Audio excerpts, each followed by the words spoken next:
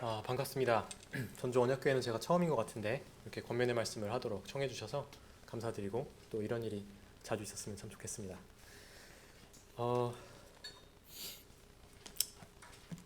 오늘 설교 본문은 민수기 21장 4절부터 9절입니다. 그리고 성경 본문을 1절부터 읽었는데요. 저희 4절부터 들어가기 위해서 배경이 필요하기 때문에 1절부터 읽었습니다.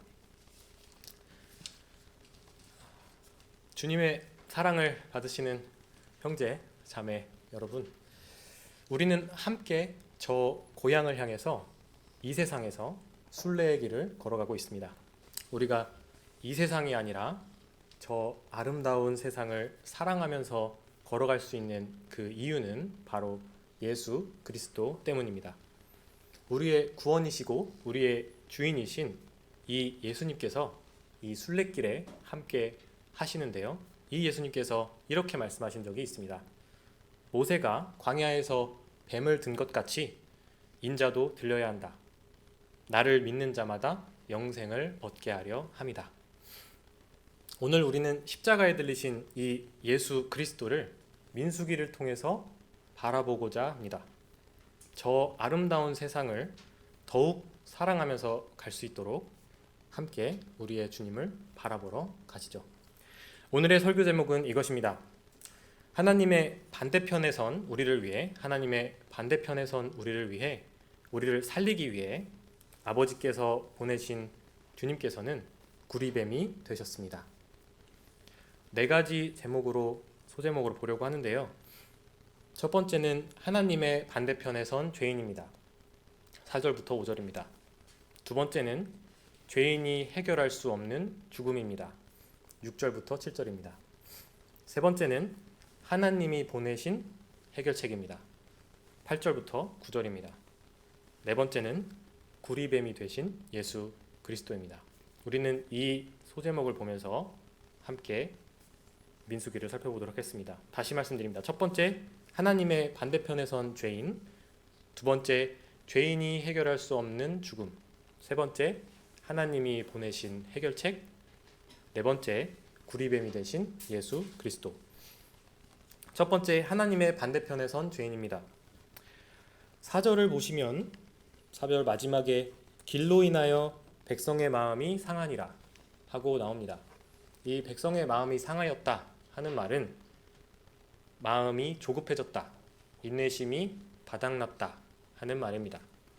왜 그들의 마음이 조급해졌을까요? 왜 인내심이 바닥났을까요? 그것을 알기 위해선 앞에 1, 2, 3절을 보아야 합니다. 1절을 보면 가나안의 왕이 이스라엘을 쳐서 몇 사람을 사로잡습니다. 2절로 가면 이스라엘이 여호와께 서원, 맹세합니다. 3절을 보면 여호와께서 그 맹세를 들어주셨고 이스라엘 사람은 가나안 사람을 진멸하고 그 이름을 호르마라 했습니다. 그리고 4절로 오는데요. 호르산에서 진행해서 홍해길을 갑니다.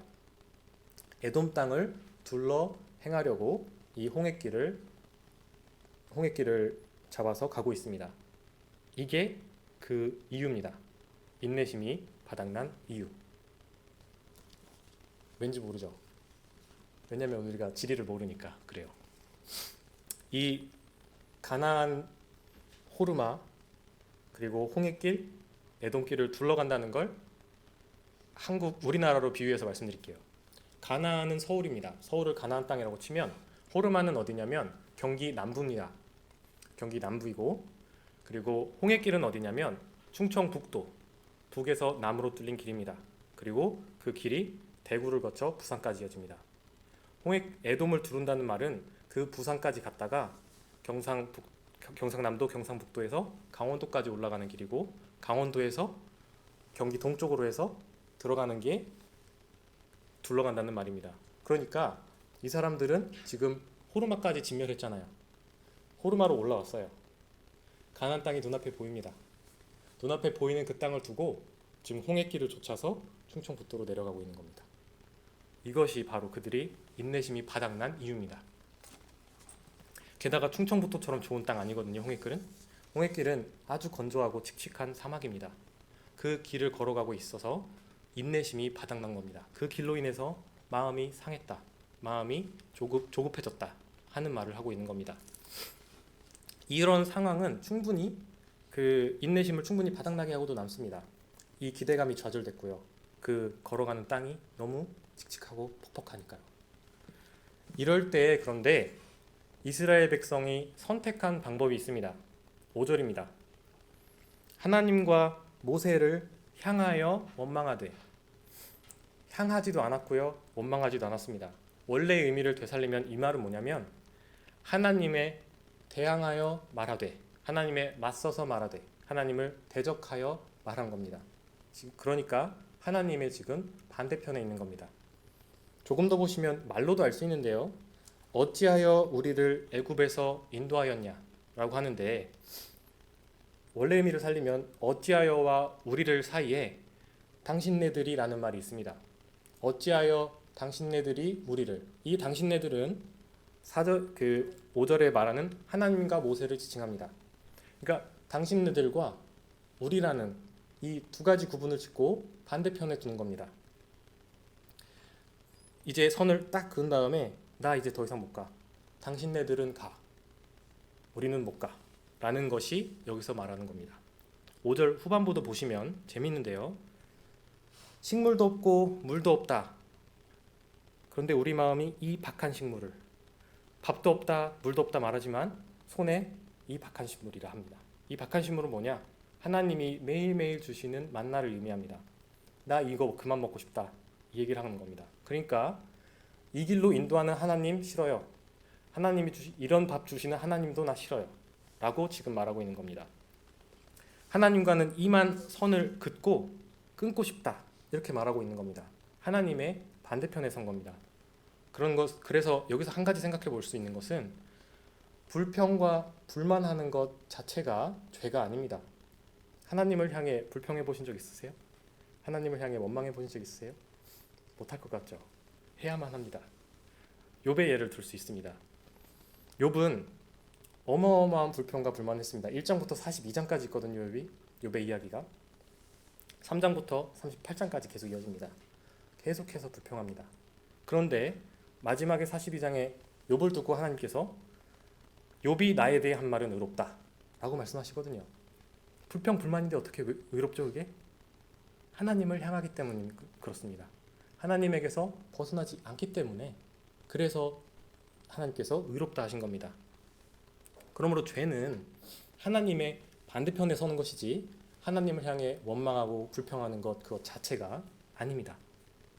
이스라엘은 지금 여기서 하나님의 반대편에 지금 서 있습니다. 어떤 하나님의 반대편에 서 있나요? 이길 수 없는 전쟁에서 승리를 만끽하게 해주신 그 하나님을, 그리고 매일 먹을 밥과 마실 물을 제공하시는 이 칙칙하고 건조한 사막에서 먹을 것과 마실 것을 제공하시는 그 사랑의 하나님을 지금 그 관계를 끊고자 그의 반대편에 서 있는 겁니다. 두 번째로 넘어갑니다. 죄인이 해결할 수 없는 죽음. 이러한 선택에 있어서 하나님께서는 말이 아닌 행동으로 응답하십니다. 6절을 보시면 여호와께서 불뱀들을 백성 중에 보내요.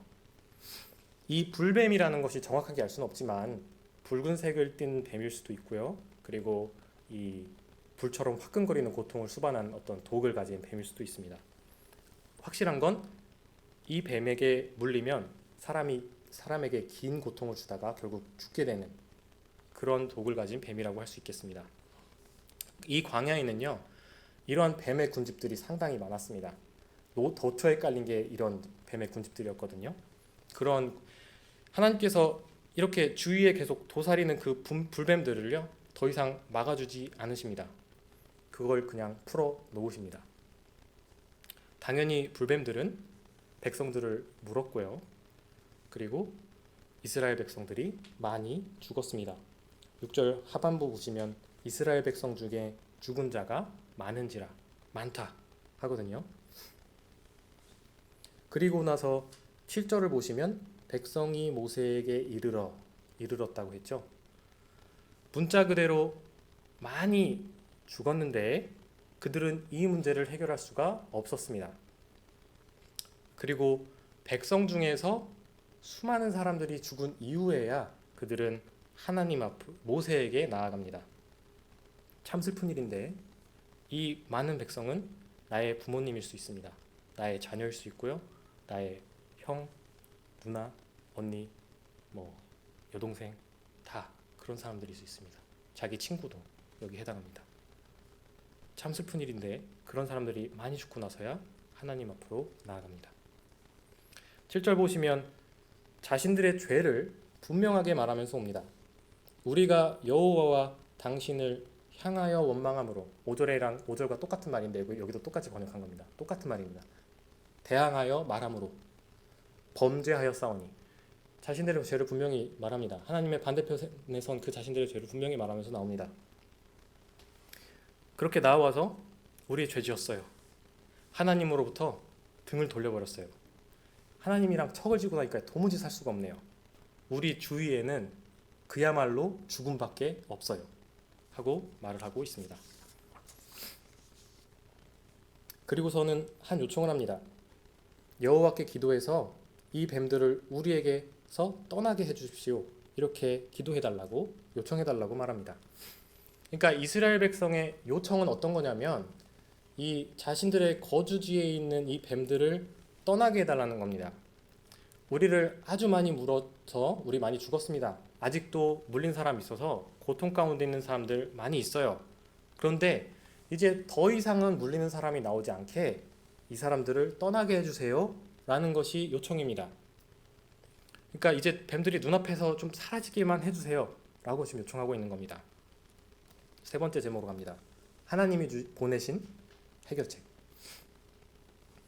백성의 요청을 들으신 주님의 응답은 매우 파격적입니다. 8절 보시면요.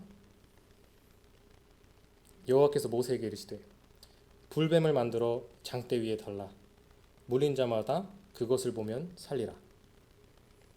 이것이 두 가지 면에서 파격적인데요. 이스라엘 백성의 요청이 뭐였나요? 불뱀을 떠나게 해달라는 겁니다. 여기서부터 불뱀들을 떠나게 해달라. 그런데 하나님께서는 불뱀을 그들의 진영 가운데서 떠나게 하는 게 아니라 불뱀 하나를 더 보내십니다. 이것이 첫 번째 파격적인 면입니다.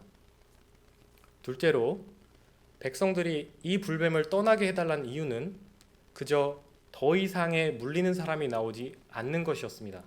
그런데 주님께서는 아니, 지금 고통스럽게 죽어가고 있는 그 사람 내가 살려주마. 그런 겁니다. 이게 파격적인 겁니다. 불뱀은 어디에서나 도사리고 있습니다. 언제 또 물릴지 몰라요. 그런데 뱀을 떠나게 하는 것 임시방편입니다. 주님은 언제나 생명을 주시는 분으로서 남고자 하시는 겁니다. 이것이 두 번째 파격적인 이야기입니다. 주님의 이 파격적인 말씀, 불뱀을 만들어 장대에 달고 물린 자마다 보면 살겠다 하신 이 말씀에는 믿느냐, 그 말을 믿느냐, 안 믿느냐 하는 문제 따위는 생각도 할 수 없게 합니다. 이 말씀은 매우 강력한 기쁜 소식입니다. 곧 복음입니다. 생각해 보세요. 범죄했습니다. 하나님의 반대편에 섰어요. 그래서 수많은 백성들이 죽었습니다. 주위에는 죽음을 애도하는 울음소리가 넘쳐 흘립니다. 그리고 지금도 뱀에게 물려서 고통스럽게 신음하고 있는 사람들이 주위에 널려 있습니다. 뱀에게 물려서 고통스럽게 죽어가는 아이를 품고 있는 어머니가 흐느끼고 있습니다. 매일 함께 이야기하고 웃고 떠들던 내 친구들, 내 동생들, 언니, 누나들, 형들, 오빠들 지금 일그러진 얼굴 하면서 죽어가고 있습니다. 천진난만하게 웃으면서 자신의 부모님을 쳐다보는데 그 부모님은 애써 고통을 참으며 눈물을 애써 참으면서 웃음을 지어 보이고 있습니다. 평생 같이 함께 사랑할 아내와 남편이 가쁘게 숨을 몰아쉬고 있습니다. 이때 여러분들에게 보면 산다 하는 말이 주어진다고 생각해 보세요. 여기에 이것을 믿어? 말어? 라는 물음표가 존재할 수 있겠습니까? 얼른 불뱀을 보고 싶어 안달나게 할 기쁜 소식뿐입니다. 느낌표만 있습니다. 여기엔. 구절을 가시죠. 모세가 놋뱀을 만듭니다. 놋으로 뱀을 만들어서 장대 위에 답니다. 그리고 뱀에게 물린 사람들이 쳐다봅니다. 그리고 삽니다. 여기서 모세가 사용한 놋, 이 놋은 구리를 이야기하는데 구리는 한자로는 적금, 그 붉은 금속을 이야기합니다. 그러니까 이거는 붉은 빛깔을 띤 금속을 이야기합니다. 이 광경을 한번 생각해 보세요. 주님의 말씀을 듣습니다. 그 모세가 구리를 황급하게 가져옵니다. 그리고 녹여요. 그리고 그 모세가 이 구리로 뱀을 만들어냅니다. 거기에는 망치치는 소리가 깡깡깡 하고 울려 퍼집니다.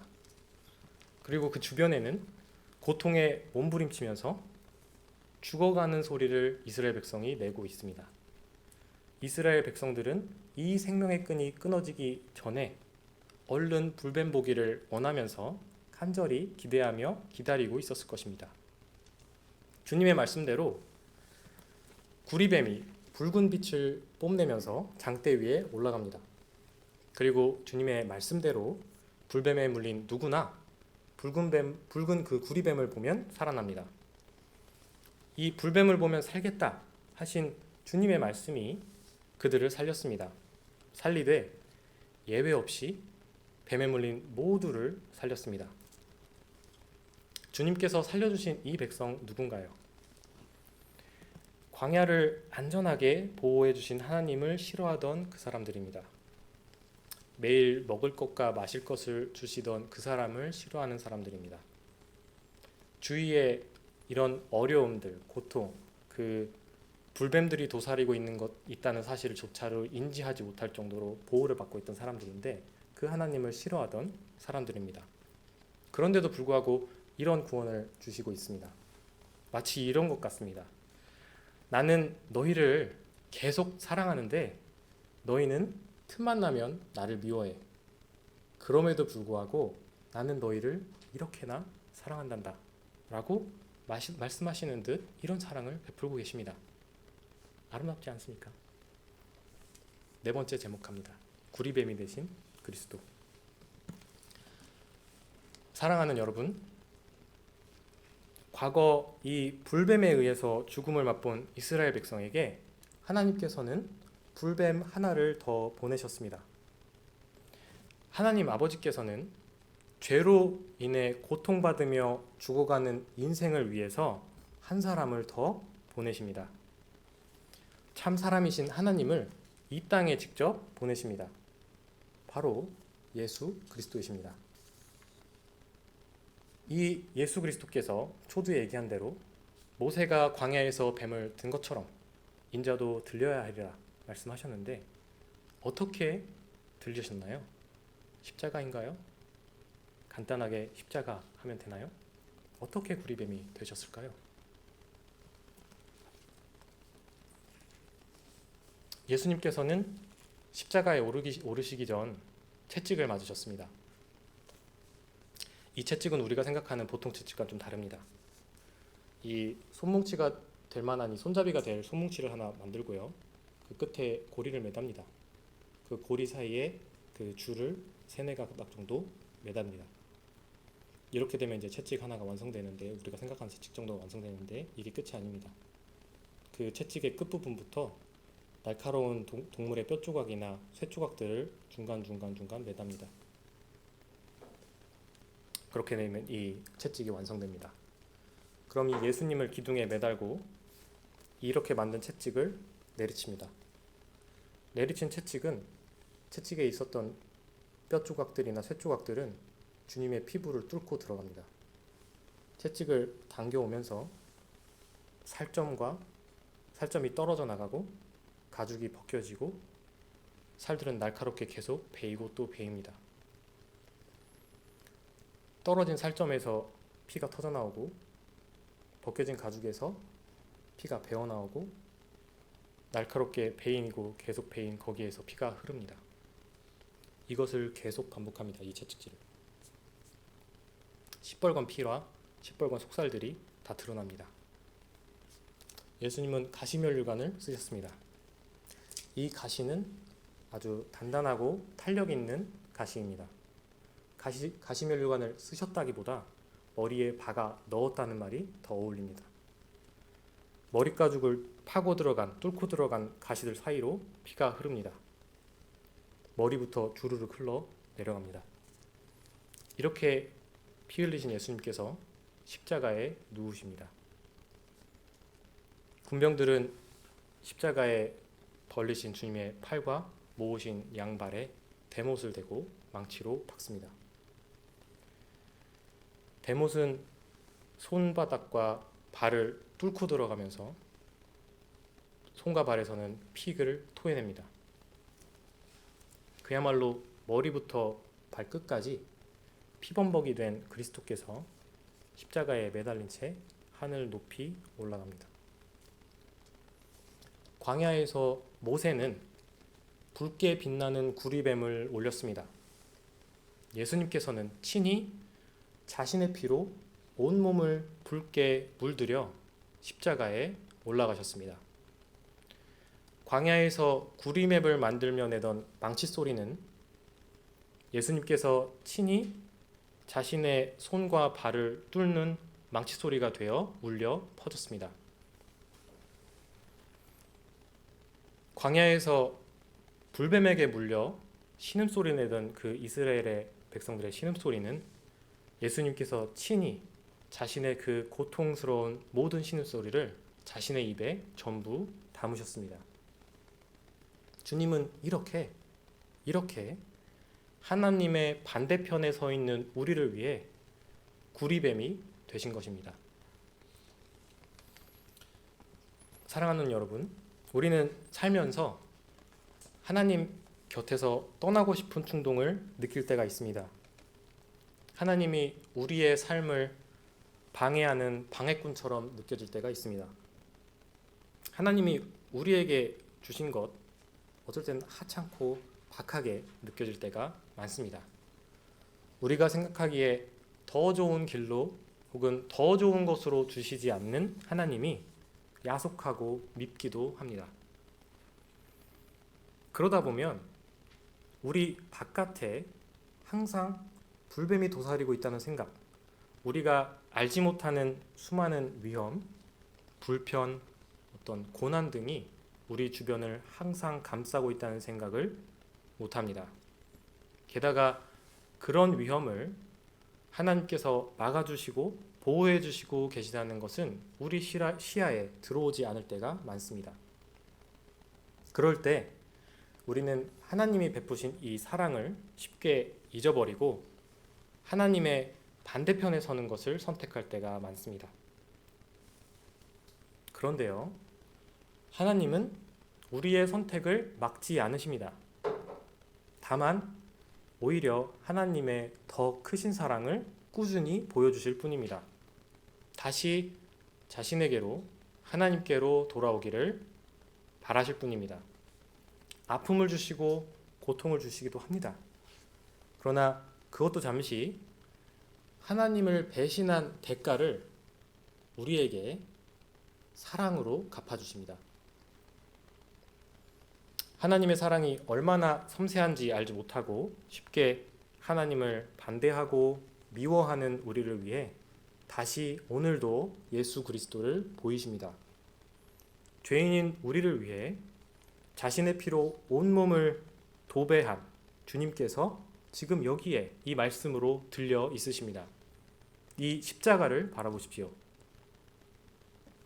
우리를 향한 주님의 끊임없는 그 사랑이 여러분을 또다시 감쌉니다. 붉게 빛나는 구리뱀이 되신 그리스도가 오늘도 우리 눈앞에 들려 있습니다. 하나님의 반대편에 서 있었던 지금까지의 자신의 죄를 바라보지 마십시오. 그리스도를 보십시오. 하나님의 반대편에 서 있는 우리에게 보혈을 흘리신 주님께서 선언하십니다. 보면 살리라. 아멘. 다 함께 기도하시죠.